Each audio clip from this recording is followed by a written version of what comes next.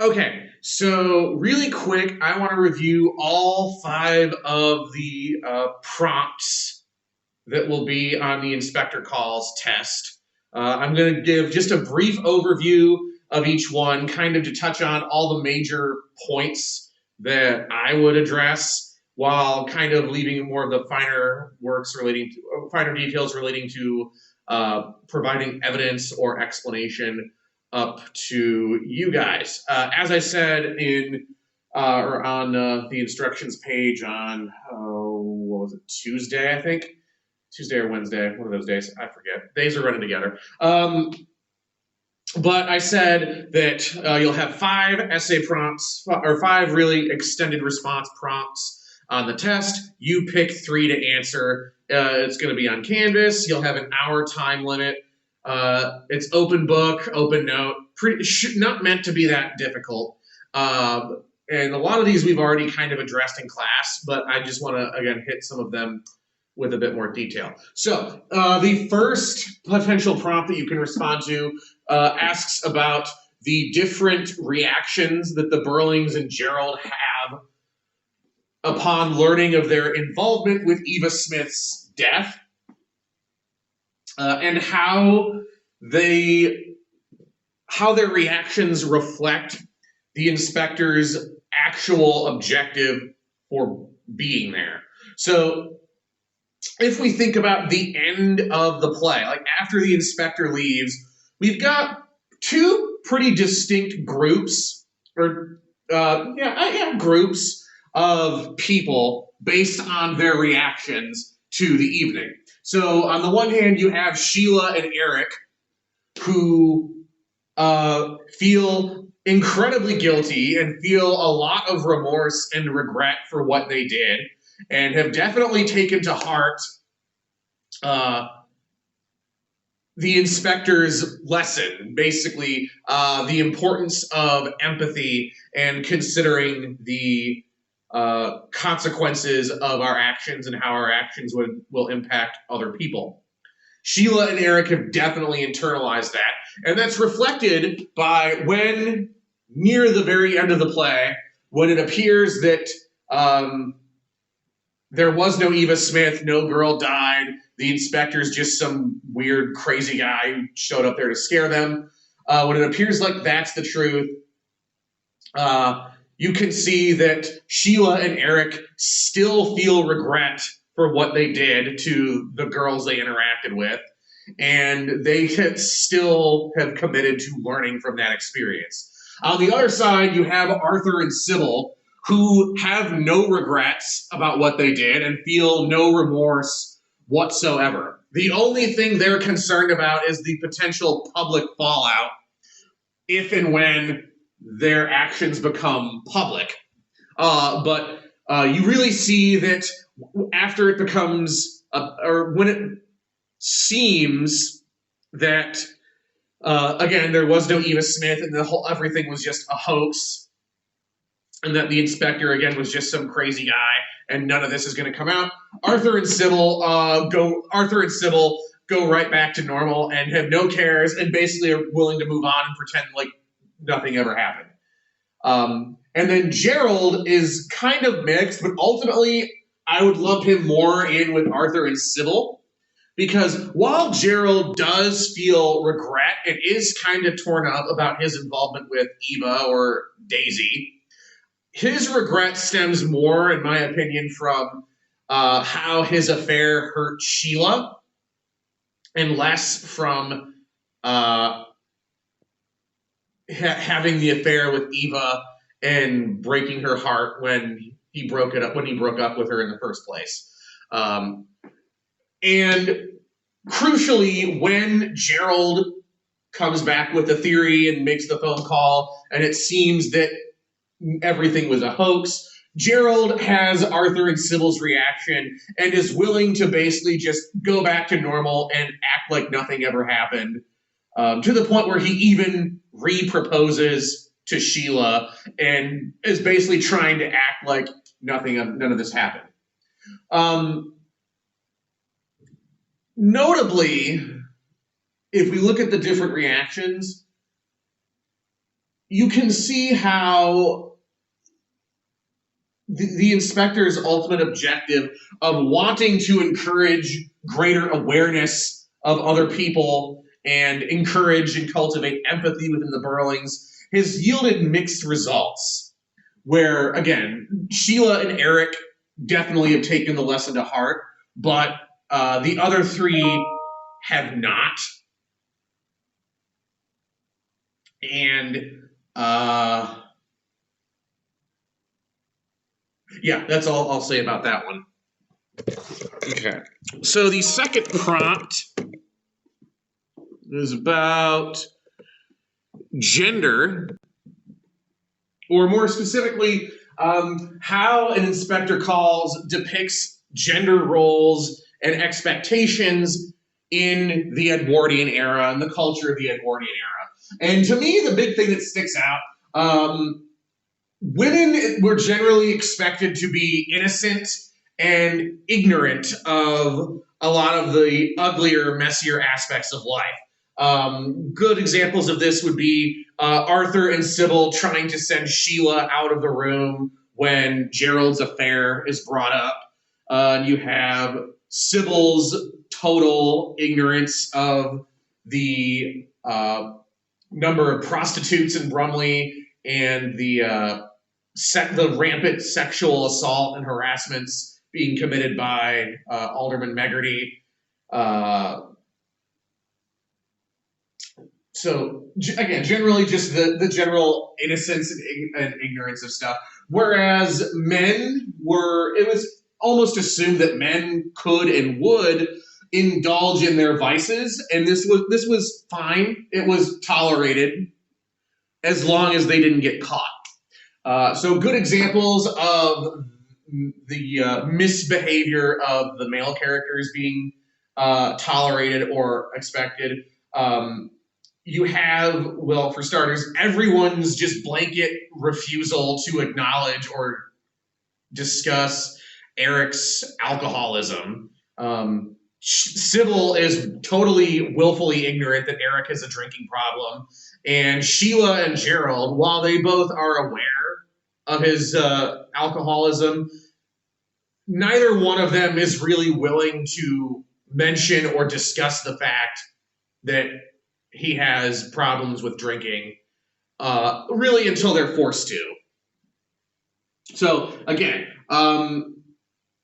Eric's indulgence was tolerated by his mother and his sister and pretty much by society at large. You also have the differing reactions towards Gerald's affair with Eva, where you have Sybil being absolutely disgusted and horrified upon learning of it. But then you have Arthur encouraging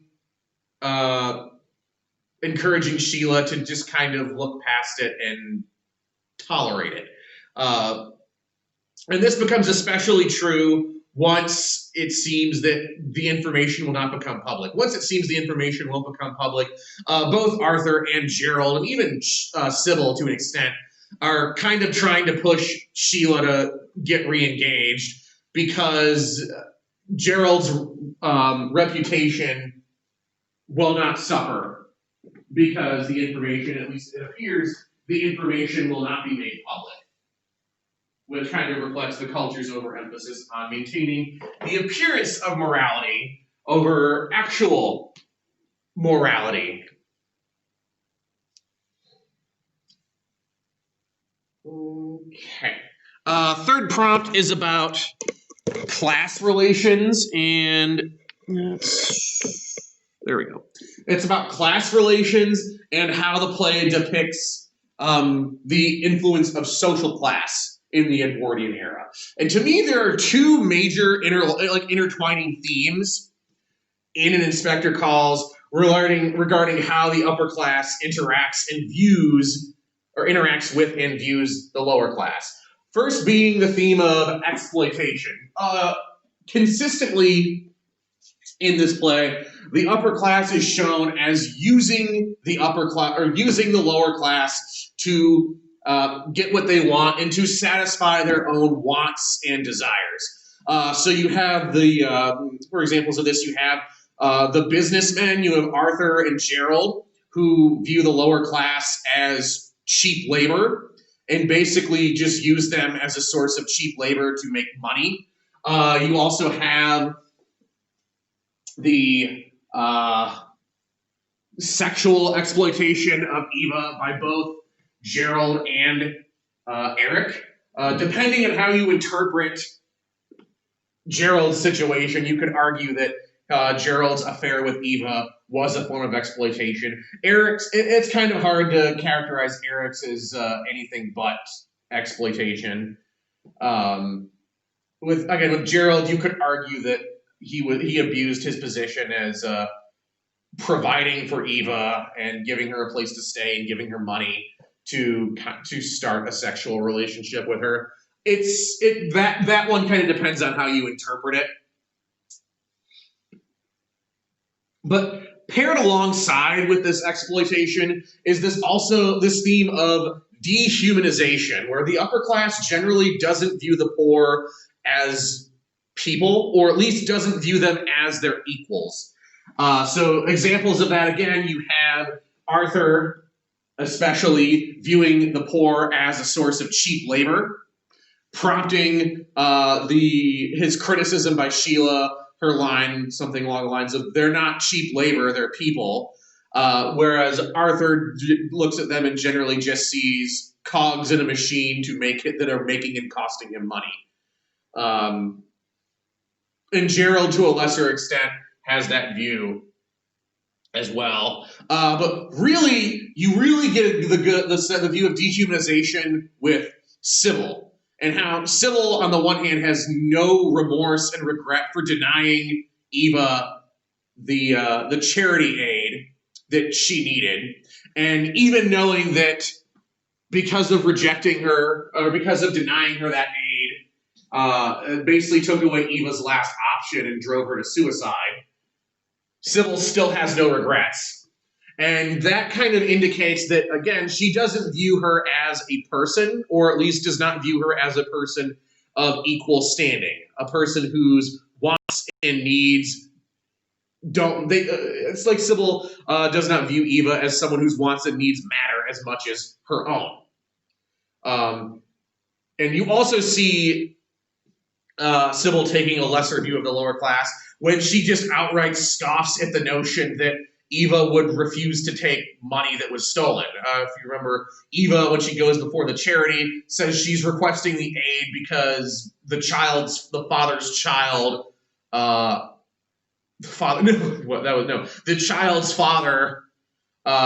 was trying to provide for her, but was doing so with stolen money, and Eva did not want to take stolen money.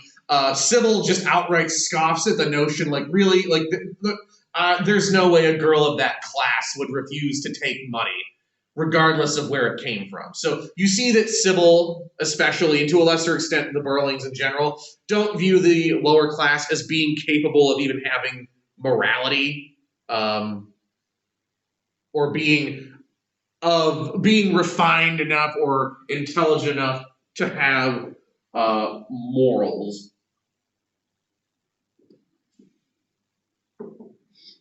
Okay. Fourth prompt was about the ideologies comparing the ideologies of Arthur and the inspector.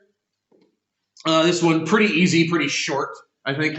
So Arthur, if you think about his ideology really expressed at the beginning of the play, Arthur is very much an individualist who believes that a person needs to prioritize their own self-interest and only their self-interest. And regardless of the effects of their actions, regardless of what effect their actions have on other people, that is irrelevant. As long as that person is taken care of and looking out for themselves, that's all that really matters. And then the inspector is a direct contrast with that, where you see this really comes about towards the end, right before he leaves, where the inspector is really encouraging empathy and arguing that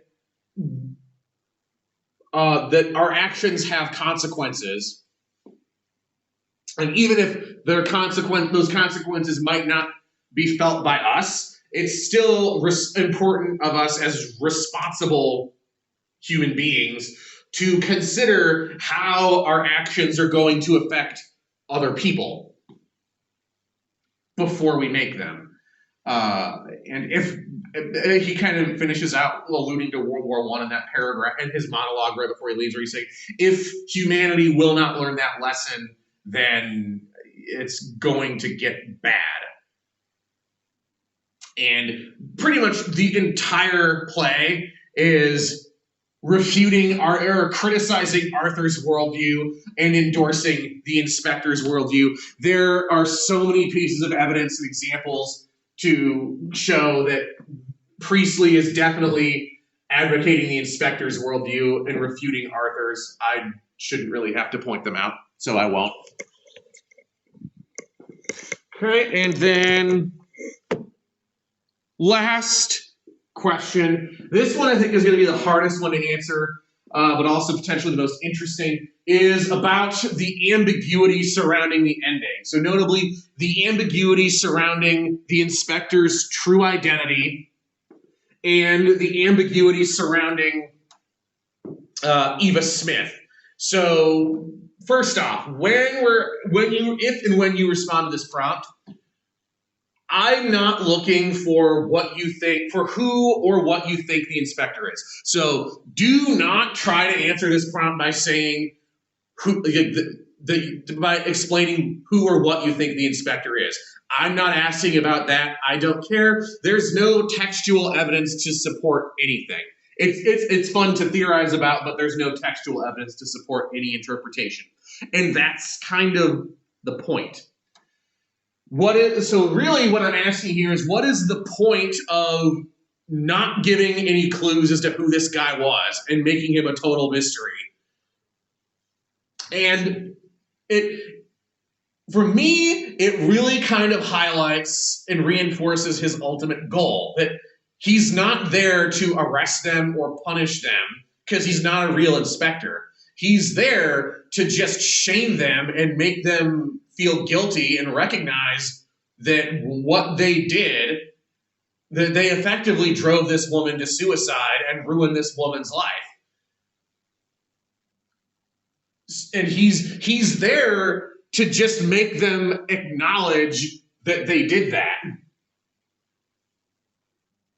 And to me, the fact that we have no understanding of who he is really further kind of highlights that, as it places it almost, for me, puts it in the view of like, this is just the universe trying to provide some justice for Eva by at least making sure the Burlings know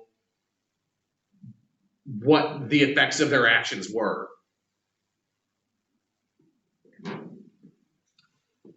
And it also, this notion of like this being a bigger picture and ultimately like a bigger problem is further reinforced by Gerald's theory at the end that there was no Eva Smith. There was no one girl that all of them did this to. That Gerald was actually arguing that in reality, there were four, like each one of them interacted with a different girl. Or there were at least, Gerald argues at the bare minimum, there were at least 4 different girls that they interacted with.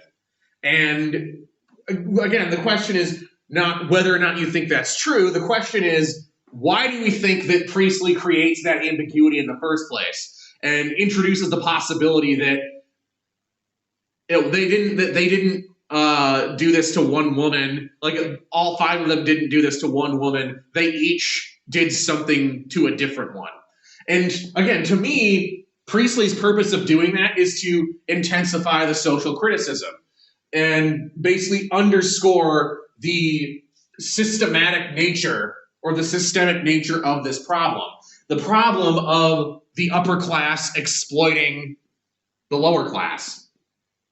Where in that situation, it goes from being like an isolated incident and a tragedy of coincidence where each one of them contributed to ruining this woman's life to no, each one of them has negatively impacted and severely harmed the lives of multiple women of a different woman.